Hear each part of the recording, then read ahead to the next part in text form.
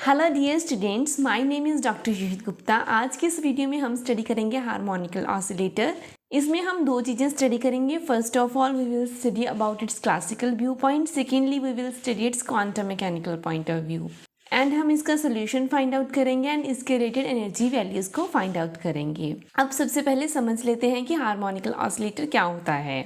Now what is the now the question arises, what is a harmonical oscillator? A particle undergoing simple harmonic motion, मतलब कोई भी particle की बात करें जो कि सिंपल हार्मोनिक मोशन पोजेस करता है, that is known as a harmonical oscillator. For example अगर हम बात करें एक स्प्रिंग की, अगर हम उस पर फोर्स लगाते हैं तो जो फोर्स होती है वो डायरेक्टली प्रोपोर्शनल होती है उसकी डिस्प्लेसमेंट के, एंड जो फोर्स होती है that is always directed towards it's mean position. Similar is the case here. In the case of a harmonical oscillator, the force applied is directly proportional to the displacement and is always directed towards the mean position. मतलब जब भी हम उस पे ऊपर force लगाएंगे तो वो फोर्स जो है वो डायरेक्टली प्रोपोर्शनल होगी उसकी डिस्प्लेसमेंट की, and it will direct towards the mean position of the object.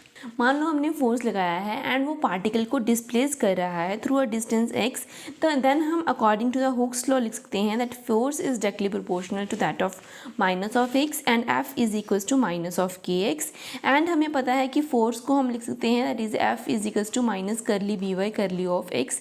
मतलब अगर हम इसे पोटेंशियल की फॉर्म में लिखें तो हम इसे इस तरह लिख सकते हैं, तो f की जगह पे हम लिख देंगे minus dv of dx is equals to minus of kx। अब नेगेटिव साइन के साथ नेगेटिव साइन कैंसिल आउट हो जाएगा यहाँ से, एंड dx को हम राइट हैंड साइड पे ले जाएंगे कुछ इस तरह से, एंड जब हम इसको इंटीग्रेट करेंगे सो it will become that is a half into के इंटू ऑफ एक्स स्क्वायर। तो पोटेंशियल एनर्जी की वैल्यू हमारे पास ये आ गई। अब देखो, अब स्टार्ट करेंगे हम क्लासिकल पॉइंट ऑफ व्यू कि क्लासिकल पॉइंट ऑफ व्यू से हमारा हार्मोनिकल ऑसिलेटर की क्या इक्वेशन ऑफ मोशन बनती है एंड क्या इसका सोल्यूशन रहता है। अब देखो, जो मान लो हमने फोर्स लगाया था, सपोज हमने जो फोर्स लगाया था that is acting on the particle that is a mass into acceleration के इक्वल है, ठीक है। हम लिख सकते हैं m into D square X divide by of D T square. Then f की वैल्यू हम क्या लिख देंगे जो हमने इस इक्वेशन में फाइंड आउट किया है that is equals to minus of K X. तो माइनस ऑफ के एक्स यहाँ पे लिख देंगे, so it will become m into D square X by D T square.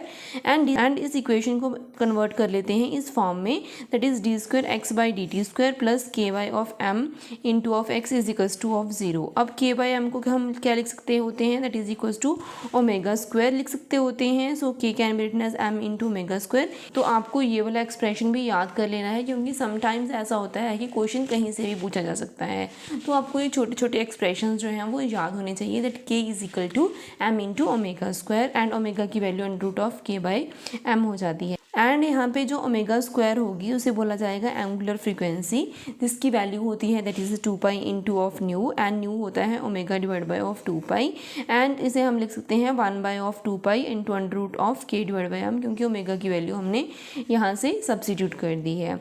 Now अगर हम इस इक्वेशन को सॉल्व करें तो हमारे पास जो सोल्यूशन आएगा वो आएगा A into cos omega T plus of phi. Omega की वैल्यू हम 2 पाई इंटू न्यू भी लिख सकते हैं प्लस फाई भी लिख सकते हैं। अब ए क्या रहेगा, कांस्टेंट रहेगा जो कि एम्पलीट्यूड रहेगा, and nu is a frequency and phase, and phi is a phase angle which depends upon that of the x. And अगर हम ग्राफ प्लॉट करें that is b of x जो हमने पहले निकाला था एंड एक्स के बीच में, मतलब v is a function of half of के इंटू ऑफ एक्स स्क्वायर। तो हमारे पास जो ग्राफ बनेगा वो कुछ इस तरह का बनेगा। इस तरफ हमारे पास x है, x की मैक्सिमम एंड मिनिमम वैल्यूज़ हैं, एंड जो पोटेंशियल की वैल्यू थी that is half k x square. जैसे जैसे x बढ़ाएंगे v की वैल्यू क्या करेगी, इंक्रीज़ करती जाएगी। अब चाहे वो x हम पॉजिटिव फॉर्म में इंक्रीज़ कर रहे हैं, चाहे हम x को नेगेटिव फॉर्म में इंक्रीज़ कर रहे हैं, v की वैल्यू क्या होना है, बढ़ते जाना है।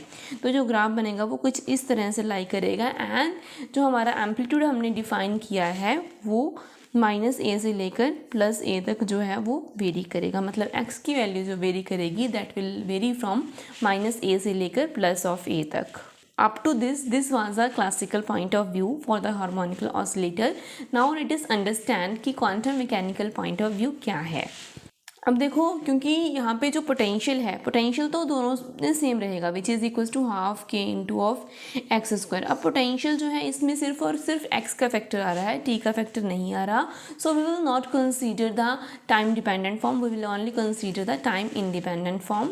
So v does not depend upon the time, so we apply the time independence one dimension wave equation. तो बिकॉज यहाँ पे जो पोटेंशियल है that is independent of the time, so we will apply the time independent Schrodinger wave equation which is curly square psi by curly X square plus 2m by of H cut square E minus of V into of psi is equals to 0. अब v की जगह पे क्या कर देंगे, potential की value substitute कर देंगे which is half k x square. ठीक है, k की वैल्यू हमें पता है which is equals to m omega square, k equal होती है तो k की जगह पे क्या सब्सटीट्यूट कर देंगे, m omega square x square divide by of 2.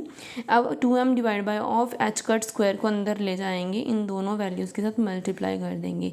So it will become 2m divide by of H cut square into of e minus of, अब 2 के साथ ये 2 क्या हो जाएगा, कैंसिल हो जाएगा अंदर जाने पे, ये बन जाएगा m square omega square x square divide by H cut का स्क्वायर इंटू ऑफ साई. ठीक है, अब इसको हम क्या करेंगे, इस पूरी इक्वेशन को थोड़ा और सिंप्लीफाई करेंगे.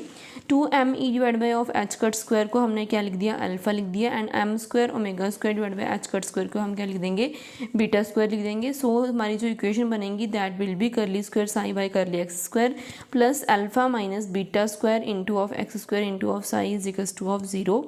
एंड इसका अगर हम सोल्यूशन निकालें तो वो, एंड यहाँ पे हम क्या कर देंगे, q is equals to under root of beta of x, ये हम सपोज कर लेते हैं, मान लेते हैं.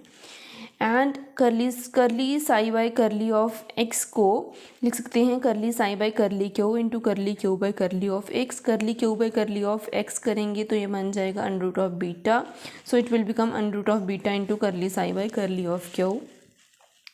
Next is the second order derivative that is curly square psi by curly X square. इस पूरी टर्म को हम क्या कर देंगे, डेरिवेटिव ले लेंगे with respect to that of X. अब ये क्या हो रहा है, that is curly square psi by curly X square. So it can be written as that is a derivative D Y by D X of curly psi by curly of X. Curly psi by curly X की value हमारे पास है under root of beta into curly psi by curly of Q, तो value substitute कर देंगे. X की जगह पे क्या कर देंगे, डी क्यू के साथ मल्टीप्लाई, डी क्यू के साथ डिवाइड. सो ये बन जाएगा D Q divide by of D x and curly psi by curly of Q. अब क्योंकि ठीक है, करली क्यू बाई डी एक्स की वैल्यू क्या बन जाएगी, अंडर रूट ऑफ बीटा बन जाएगी. तो ये बन जाएगा beta under root of beta into under root of beta, ये दोनों मल्टीप्लाई हो जाएंगे, ये बन जाएगा beta into curly square psi by curly Q square. अब इस वैल्यू को हम यहाँ पे सब्सटीट्यूट कर देंगे, that is curly square psi by curly X square की जगह पे क्या बन जाएगा, beta into curly square psi by curly of Q square. इन दोनों वैल्यूज़ को यहाँ पे इस वैल्यूज़ को हम यहाँ पे सब्सटीट्यूट कर देंगे, तो ये बन जाएगा beta into curly square psi by curly Q square plus alpha minus of beta का स्क्वायर इंटू एक्स की जगह पे क्या सब्सटीट्यूट कर सकते हैं, यहाँ से हम q divide by under root of beta and x square करेंगे तो ये बन जाएगा इसका square that is a q square divide by of beta. अब एक यहाँ पे बीटा स्क्वायर था, एक बीटा के साथ बीटा कैंसिल हो जाएगा, ये बन जाएगा Q square into of beta. And अब इस पूरी इक्वेशन में से हमने क्या किया, बीटा जो है वो कॉमन निकाल लिया. सो ये बन जाएगा curly square psi by curly Q square plus beta अगर कॉमन निकालना तो ये बन जाएगा alpha divide by beta minus of Q square into of psi is equals to 0. अब पूरी इक्वेशन में से बीटा क्या कर सकते हैं, हम कैंसिल कर सकते हैं. अब या तो बीटा 0 होगा या पूरी इक्वेशन 0 होगी. तो इस केस में हमारे पास जो बीटा है वो नॉन ज़ीरो रहेगा, बिकॉज बीटा की वैल्यू हमने पहले ही डिफाइन कर दी थी.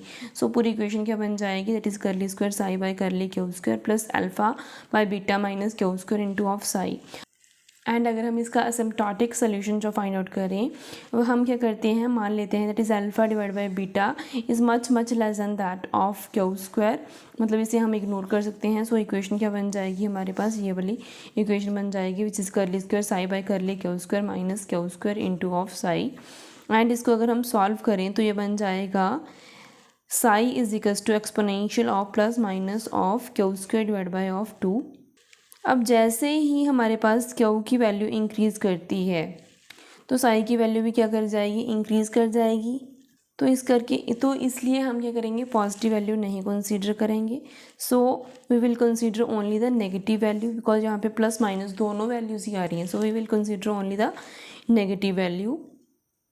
सो द जनरल सोल्यूशन जो है वो क्या बन जाएगा, that is h of q, where h q is a finite Hermite polynomial in Q and exponential of minus of Q square divided by 2. and h of Q को हम क्या लिख सकते हैं, that is because h of Q is a finite Hermite polynomial है, इसे लिख सकते हैं a0 plus a1 Q plus of a2 into Q and so on. इस इक्वेशन नंबर स्टार मान लो. अगर इसका डेरिवेटिव लें विद रिस्पेक्ट टू Q तो ये बन जाएगा h into exponential of minus q square divide by 2. And अगर क्यू स्क्वेयर डिवाइड बाई 2 को डेरिवेटिव करेंगे तो ये बन जाएगा minus of q and e raise to power minus q square divide by 2 को एज इट इज़ रख देते हैं एंड करली h divide by curly of Q find out कर लेते हैं. एंड जब हम उसका सेकेंड ऑर्डर डेरिवेटिव लेंगे तो ये बन जाएगा h कांस्टेंट है, ये बाहर आ जाएगा. इसका डेरिवेटिव होगा दैट इज़ करली by curly of Q of this term and curly by curly of q of this term and इसका भी term. After calculating its derivative we will find that is curly square psi by curly q square is equals to exponential of minus q square divided by 2 curly square h by curly q square minus 2q into curly h by curly q plus q square h minus of h. Now हमारे पास क्या आ गया, second order derivative आ गया that is of psi with respect to q. अब इस value को हम 11 number equation में सब्स्टिट्यूट कर सकते हैं, इस इक्वेशन में सब्स्टिट्यूट कर सकते हैं. सो करली स्क्वायर साई बाय करली क्यू स्क्वायर की वैल्यू को यहाँ पे सब्स्टिट्यूट करने पर हमारे पास ये वाली इक्वेशन जो है बन जाती है, जो कि बहुत ज़्यादा इंपॉर्टेंट है, which is curly square H divide by curly Q square minus 2q into curly H by curly Q plus alpha by beta minus of 1 into of H is equals to 0. अब इसका जो solution होगा वो हमारे पास H of Q की form में आएगा एंड अल्फ़ा बाय बीटा की जो भी वैल्यूज़ एक्सेप्टेबल होंगी that will be the 2n plus of 1 की ऑर्डर की होंगी. n की वैल्यू जो है वो 0 से स्टार्ट होगी. n is called the principal quantum number. And इसको अगर हम सॉल्व करें तो हमारे पास कुछ इस तरह की वैल्यू आएगी, that value of alpha by beta. अब देखो, अब अगर हम इस इक्वेशन को सॉल्व करें तो हमारे पास सिर्फ वही वैल्यूज़ एक्सेप्टेबल होंगी जिसमें अल्फ़ा बाय बीटा जो है वो 2n प्लस ऑफ 1 के ऑर्डर की आएंगी एंड n की वैल्यू जो है वो 0 से स्टार्ट होगी. एंड यहाँ पे अगर हम अल्फ़ा एंड बीटा की वैल्यू सब्स्टिट्यूट कर दें so we will get 2e divide by of h cross omega, it will be equal to 2n plus of 1 and energy की वैल्यू क्या आ जाएगी, that is n plus of half into H cross of omega. This is the most important result of the harmonical oscillator, because many times exam में क्या होगा, आपको दिया होगा that value of n will be given and you have to find out the value of the energy of the harmonical oscillator. And you don't need to take any tension and you need to just substitute the value of n कि n कितना दिया गया है and वहाँ से हमारे पास हार्मोनिकल oscillator की energy आ जाएगी. ठीक है. सो energy depends upon the principal quantum number, so we can replace E n, it can be written as E n is equals to n plus of half into H cross of omega. And अगर हम इस values को plot करें for n is equals to of 0 तो energy की value क्या आ जाएगी, हमारे पास h क्रॉस ऑफ ओमेगा आएगी. एंड अगर हम n is equals to 1 substitute करें तो ये बन जाएगा that is 3/2 into of h cross omega. For n is equals to of 2 it will be that is equal to 5/2 into of h cross of omega. मतलब इन दोनों में जो एनर्जी डिफरेंस रहेगा that will be of h cross of omega, इसमें भी h cross of omega. The most important is to determine is the energy value of the harmonical oscillator which is n plus of half into of h cross of omega. I think this is sufficient for today. अगर आपको इसमें से कोई भी doubt हो then you can ask me. So मिलती हूँ आपको ऐसे एक और इंटरेस्टिंग वीडियो के साथ. Till then good bye.